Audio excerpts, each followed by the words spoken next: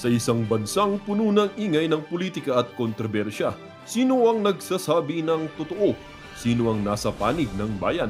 Welcome to Bayang Pinas, ang news channel na hindi takot maglatag ng katotohanan. Dito, pinag-uusapan natin ang mga isyong may kinalaman sa kinabukasan mo, politika, pamahalaan, at ang tunay na kalagayan ng ating bansa. Hindi kami bayad, hindi kami bulag. Sa Bayang Pinas, ang boses ng mamamayan ang tunay na headline. Kaya kung sawang-sawa ka na sa mga baluktot na impormasyon at scripted na kwento, dito ka na. Dito sa Bayang Pinas, tayo ang bantay at boses ng bayan. Kung gusto mong manatiling mulat at informed, don't forget to like, share, and most importantly, subscribe dahil sa panahon ngayon, ang kaalaman ay kapangyarihan. Ito ang Bayang Pinas, balitang totoo, pusong makabayan para sa sambayanang Pilipino. Tara na't alamin ang tunay na balita. Okay sa akin. Because why am I that unstable? Am I that crazy to reboot the country? Oh. Yeah. Pagka hayaan nyo ako magsalita. Hayaan nyo umiral ang freedom of expression. Kasi pagka ginanyan nyo ng ginanyan, nakakadagdag yung ginagawa ninyo, kayong mga nasa Intel, nakakadagdag kayo sa pagpunta ng Pilipinas sa revolusyon. Iniiwasan nga natin eh. Umabot tayo doon, it's gonna be bloody. It's gonna be bloody. And mahirap yon.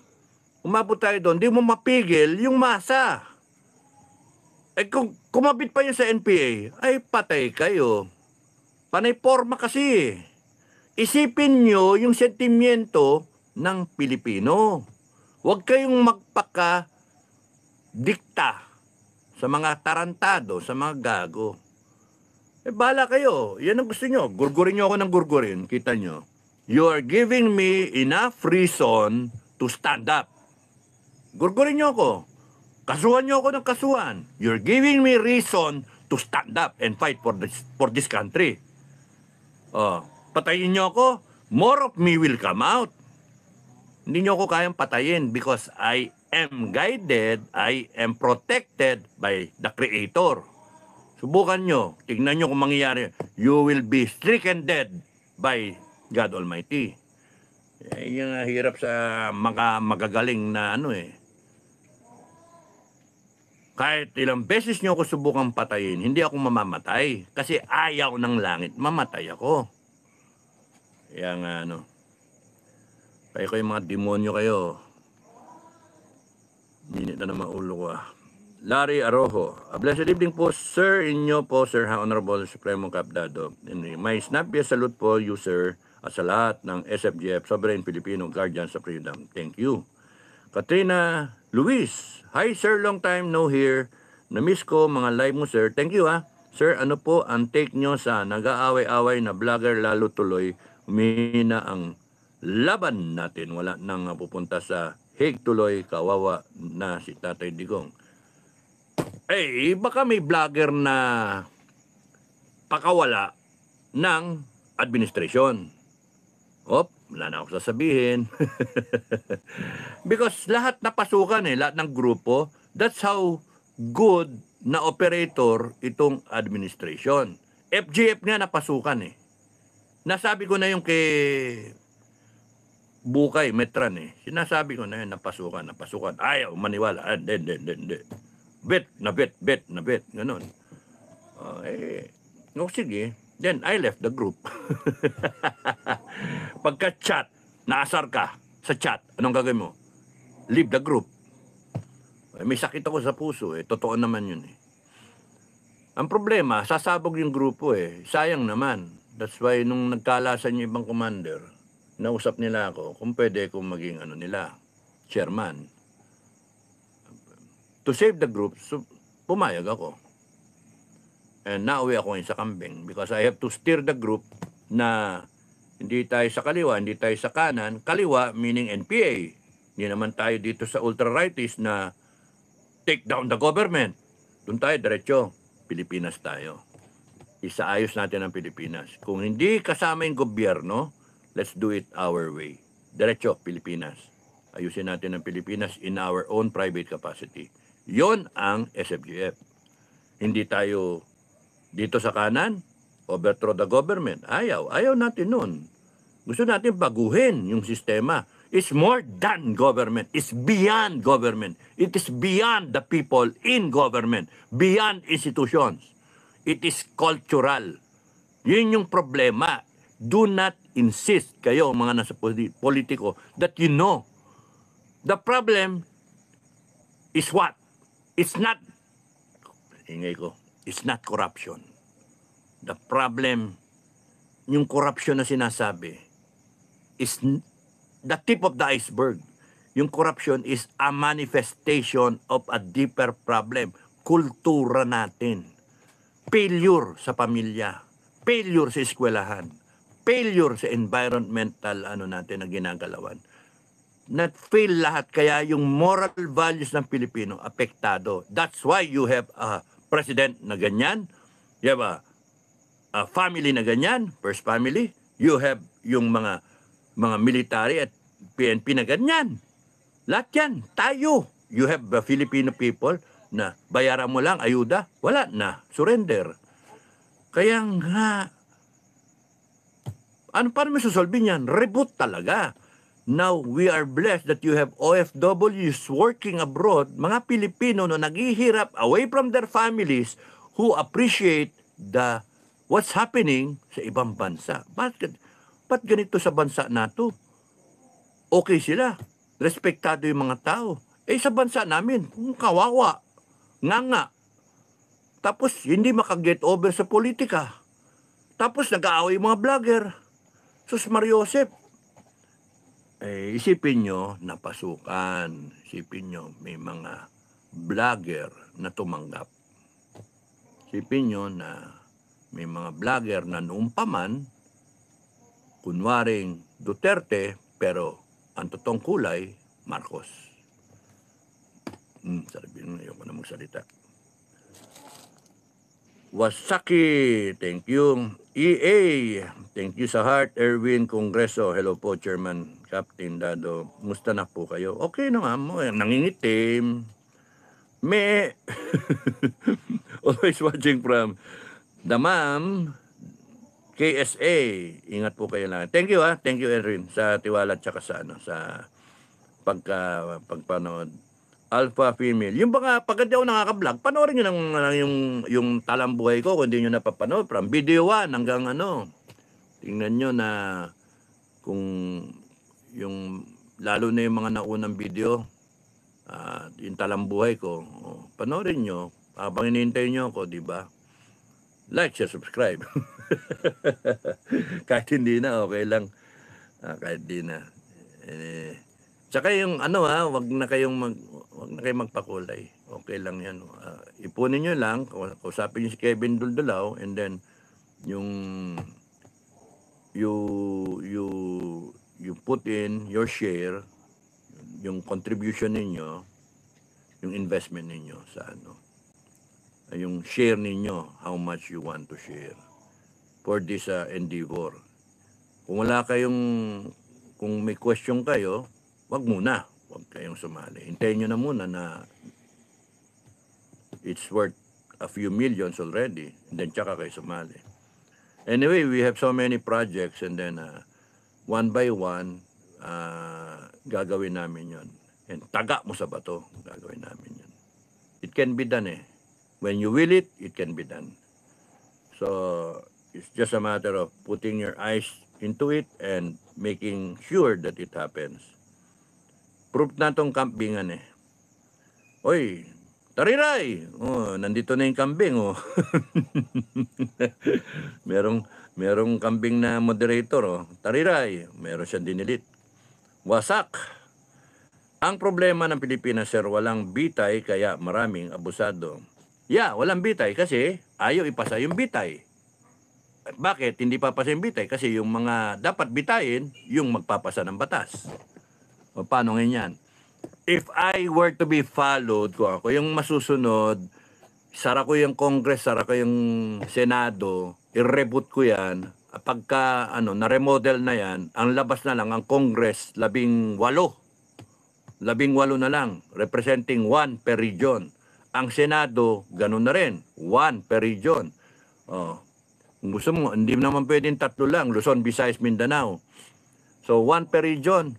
So, magbangayan yun, Senate kang Congress, kaya nga upper house, lower house. Pero 1 per region. Oh, boboto pa rin. No? Kasi ginagawang tapos kung ako yan, i-appoint ko na lang yan in a revolutionary status na government. I-appoint ko na lang muna. Lahat ng mapagkatiwalaan ko, i-appoint ko. Madam President, that is my suggestion. I-appoint mo, 18 lang kayo. Imagine yung 300 plus na Congress. Pinopondohan natin ngayon na ang aangas, ang yayabang, partilis pa yung iba. Nanlintik na kayo, mga abusado kayo. Tuwadkom pa. Ay sa akin yan pagka habulin ko kayong lahat, tignan ko yung sal-en ninyo lahat.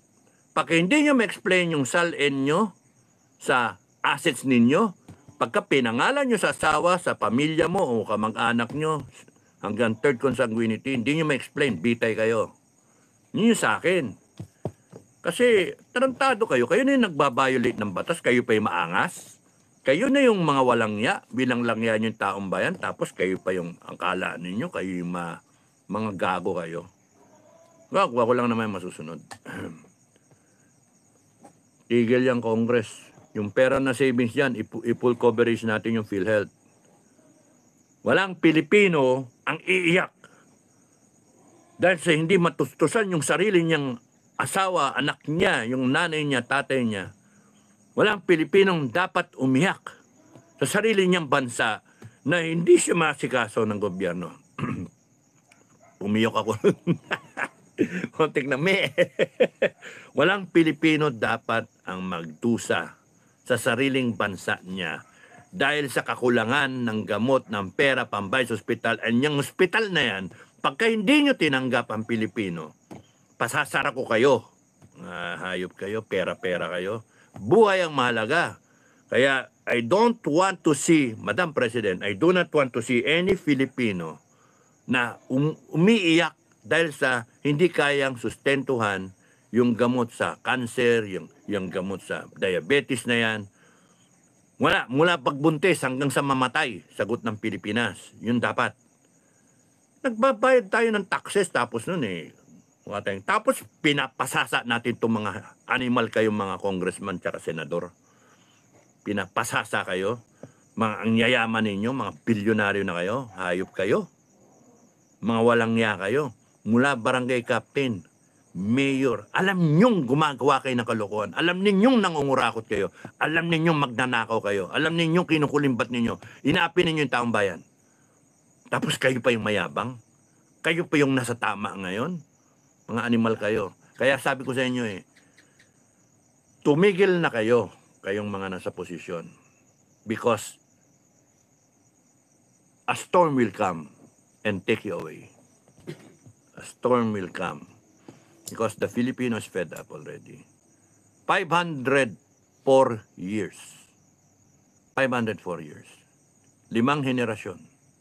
Sawa ng Pilipino. Galit ang Pilipino. We deserve better. Kaya kung hindi natin tutuwid yan, hayaan lang natin na ganyan-ganyan, tapos kayong mga uupo, wala rin pake, wala mangyari sa atin. That's why it will contribute again to the anger of the Filipino people. Nobody has to lead. Get me right. Nobody has to lead. Because at that specific moment, Filipinos will rise up. It's a revolution. Yun ang iwasan nyo. Kayong mga nangkaupo, yun ang iwasan nyo. Because it's gonna be simultaneous and people naglalaway. Wanting to kill or be killed. And you cannot stop the people because sobrang galit. Not even the AFP and the PNP combined can stop a people rebelling against the culture. Gustong ituwid, gustong i-reboot. You cannot stop that. I warned you. Yun ang nakikita ko satellite view. Sige, ano nyo pa ako? Gurgurin nyo pa yung signal ko. Gurgurin nyo pa signal ko. Sino tinakot nyo? Kasuhan nyo ko, sino tinakot nyo? Mga gago kayo, mga ungas kayo. Dinadagdagan nyo ang kasalanan ninyo. At pagka umikot ang gulong, tignan ninyo, wala kayo. Patay kayo. Hindi. Taong bayan ang maghuhusga. Because as it has been from the start to the present, it has always been the Filipino people. They should be sovereign. Your powers from the president down the line, your powers came from the people. Hinati nga kayo eh. Judiciary, executive, legislative. Ang yayabang ninyo. Supreme Court. Ha? Yung Supreme Court, igagalang ba yun ng taong bayan? Hindi. People's Court ang pinakamataas compare sa Supreme Court. The People's Court is also the executive, is also the legislative. The people can decide. I-repeal yung mga batas na yan. Palitan yung konstitusyon na yan. Sisanting kayong lahat. The people can decide. We do not have to go to the Supreme Court. We do not have to go to the executive or to the legislative. Senator, ginago tayo. Pagka dumating yung araw na yung taong bayan realizes yung power niya, galing sa atin lahat yung power na yan, ang yayabang ng mga yan. Supreme Court, Executive, Legislative, mga walang niya. Sa atin buo yung power. Tayo, sa atin galing lahat yan, hinati lang natin yan. Tayo naghati. Pinahiram natin. And here we are stuck with the stupid system when we in fact put them all in power. And dadating yung araw na yan, people will realize, doesn't have to be me to make kwento all over and over again na magbablog pa ako. Hindi, pipikapin yan ng ibang tao. And tama si Captain Dado, tama si Pinoy Survivor. Because yung sinasabi ko did not come from me. It came from God. It came from heaven. Ano, sasapawan niyo yung sinabi ng langit? Mga ungas kayo, subukan ninyo. Subukan nyo ko. Subukan nyo ko. Please, yung inciting to sedition ko, ilaglag nyo na yung kaso. Kasuhan nyo na, i-arrest nyo na ako. Magkasubukan tayo. Arrestuhin nyo na ako. You cannot stop God's wrath. You cannot stop God's judgment. It's coming for you. Not for me. It cannot. Ano lang ako eh. Ayudante lang ako. Edecamp.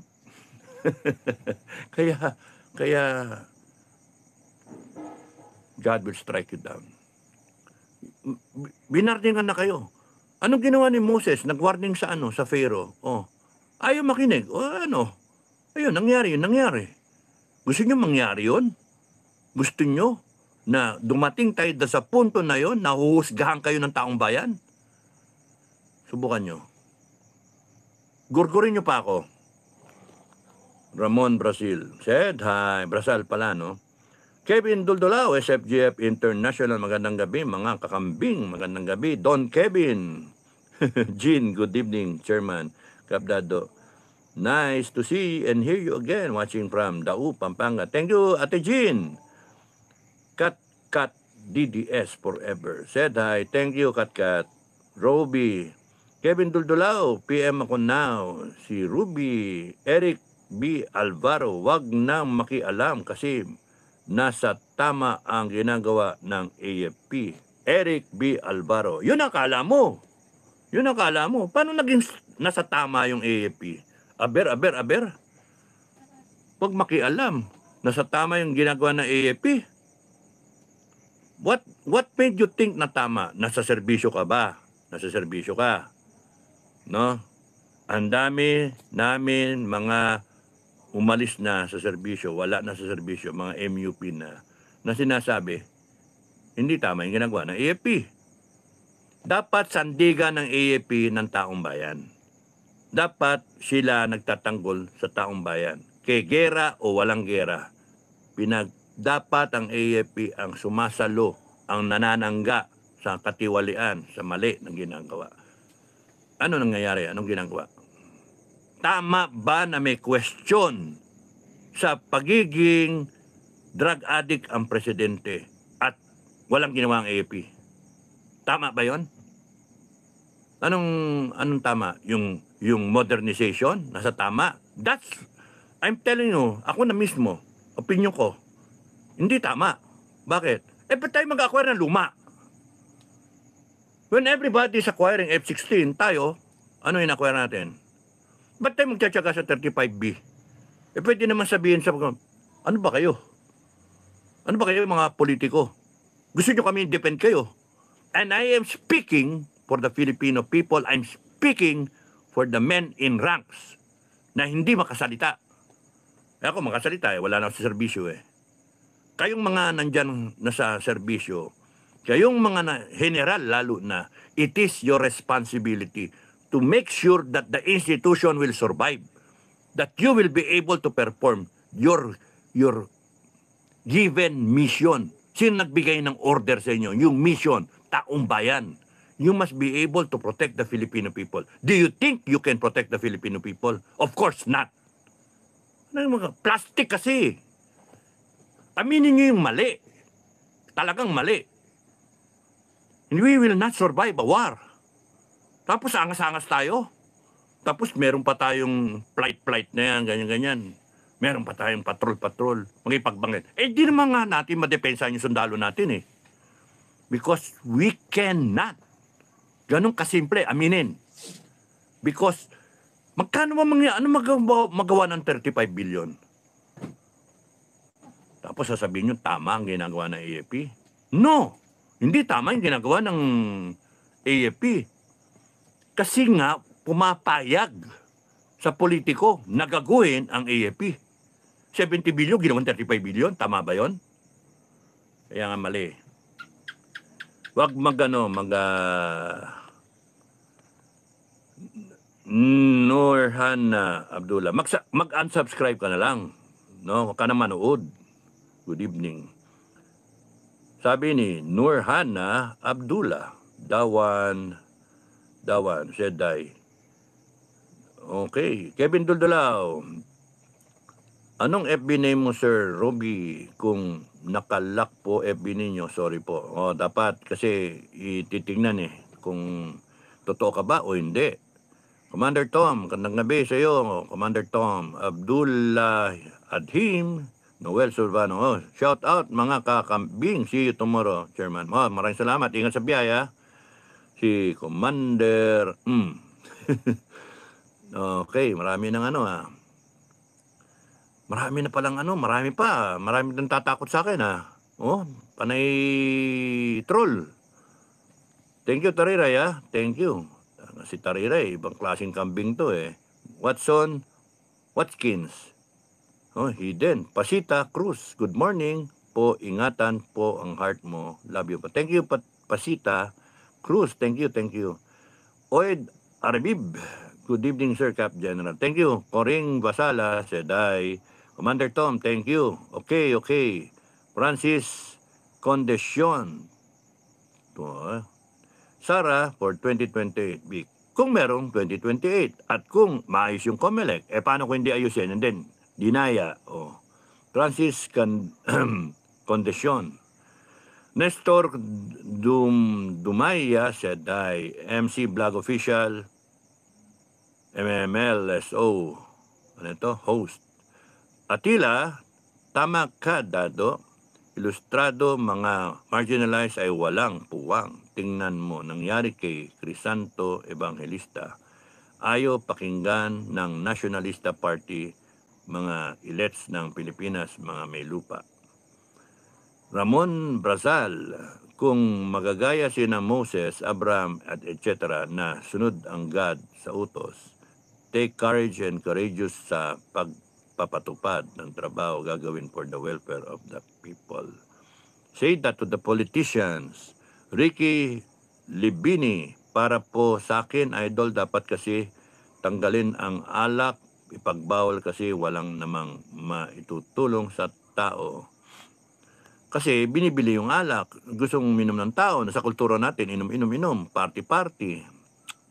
Sa mga natin Brita 214, Sir Chairman, magandang gabi po. Thank you. Magandang gabi. Hi, Jeneline Ramoran. Kalma lang, sir. Okay lang. Nag-emote lang ako. Kevin Duldulao, SFG International. Patay ka bukas kay personal nurse mo, sir. Okay. I miss you, sir, Chairman. Brita. 214. Nito, Giselle, Wagan Vlog, said I. Ngayon lang ako nakapag-vlog eh. Francis Condesyon. Hinahanap nga ako ng tao eh. Giselle Wagan Vlog. Shout out, Kadado. Giselle Wagan Vlog. Shout out. Van City B. Sir Dado, Philippines is an urgent need of reboot, especially in moral discipline and culture. We need reboot. Yun nga. Kaya nga, Madam President, Madam BP, may I advise, we need a reboot. Sinabi na nga ni Van City B. Madam Vice President, kung ikaw ay magkakaroon ng pagkakataon na maging leader ng Pilipinas, we need a reboot. Advice lang naman yun. At least, naka-timing din ako sa live mo, sir. Thank you, Marco. Brita 214, maraming salamat po sa effort nyo sa campingan. Thank you, Madam Brita, Doña Brita. Rosita Laigo. Sir, good evening, sir. Bumalik na kayo sa FGF o SFGF. Gusto namin may mangyari na. Metran, puro lang daw-daw.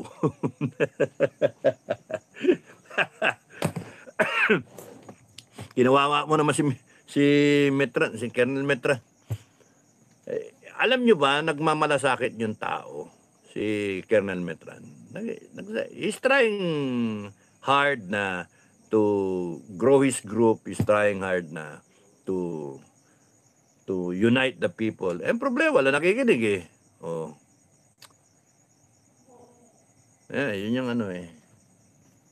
Ang mahirap bumalik sa FGF kasi hindi lahat ng FGF napasukan niya eh. Hindi ko nga alam kung sino ang pagkakatiwalaan. So, maraming kumalas eh. Kaya nag-SFGF yung iba. Yun yung ano. Kaya nga ngayon, very strict yung SFGF sa vetting eh. No? May application form, ganun. Pero wala na masumpa. Ako ay lalaban para sa FGF. Walang ganun, walang ganun. Hindi, walang sumpaan. Because it's all voluntary. No?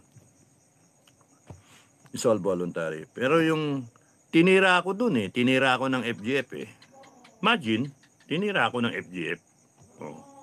Putya. Ba't ako babalik sa FGF? Tinira nga ako eh. Imagine. What for? When people burn bridges, no, I left the bridge open. I crossed the bridge, I left it open. Anong ginawa ng iba? Sinunog yung tulay eh. So paano ko babalik? Sunog na yung tulay. Anong kasimple?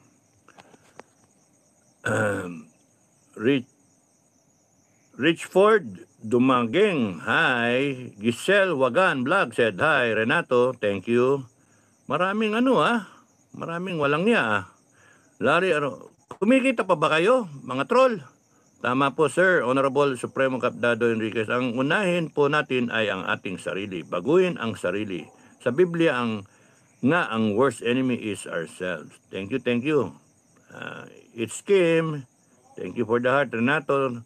Tama ka, sir. Dado, konti lang galit na kami. Konting-konti na lang eh. Aliyah Madamba. Thank you. Ang inaalala mo dyan pag kami nangyari kay Tatay Digong eh.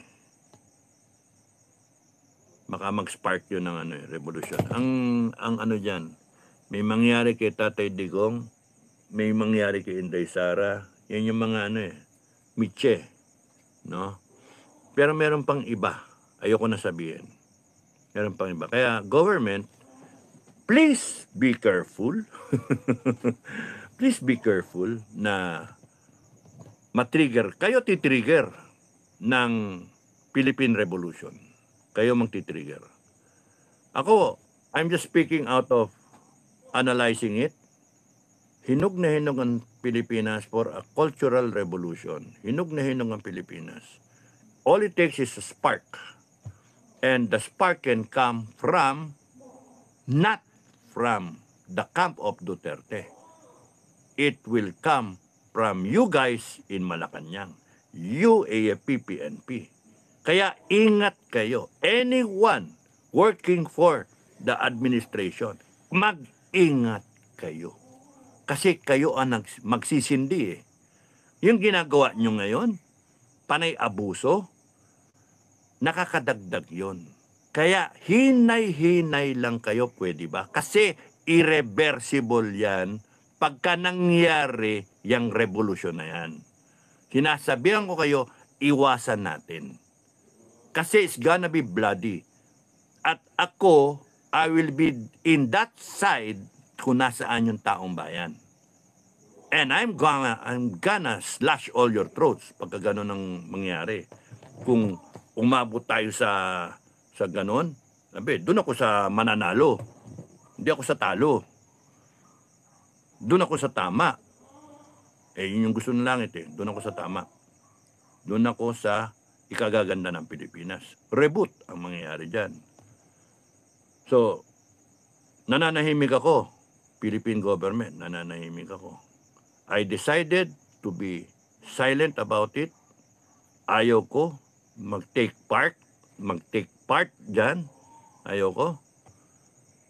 Because I know myself, pagka umabot ako sa posisyon na yan, umabot ako sa punto na tumayo ako, it's gonna be bloody. Kaya, pwede ba? Iwasan nyo. Huwag kayo ang magsimula. No? Kasi tatapusin namin. It's a warning. It's a fair warning. Huwag kayong maangas, huwag kayong mayabang na kayo yung nasa pwesto. Yung power ninyo galing sa amin. Yung power ninyo galing sa amin lahat. Isa lang na spark yan. Puputok yan. Isang spark lang. Kaya yung yabang ninyong lahat, mawawala yan. Anong gagawin nyo? Mag-abroad kayo? Hahanapin kayo ng taong bayan. Even if they have to pay some people and their only job is to locate you, even if they have to tie up with Mossad, with CIA, or kung kanino man, KGB, Chinese intelligence, they will track you down and kill you all. Yun yung, wag niyong paabutin sa ganun. Ang tatapang nyo, nakapwesto kayo, matakot kayo sa taong bayan. Nasabi ko na sa inyo, matakot kayo sa taong bayan. Yung sinasabi kong kultura yung problema, yung ganyan-ganyan, maraming nakaka-realize na yan. Marami, hinihintay lang nila. Even within the armed forces and the PNP, mga sir, wag maangas. Maghunos dili kayong lahat because yung taong bayan, pikang-pika na. Isang spark lang yan.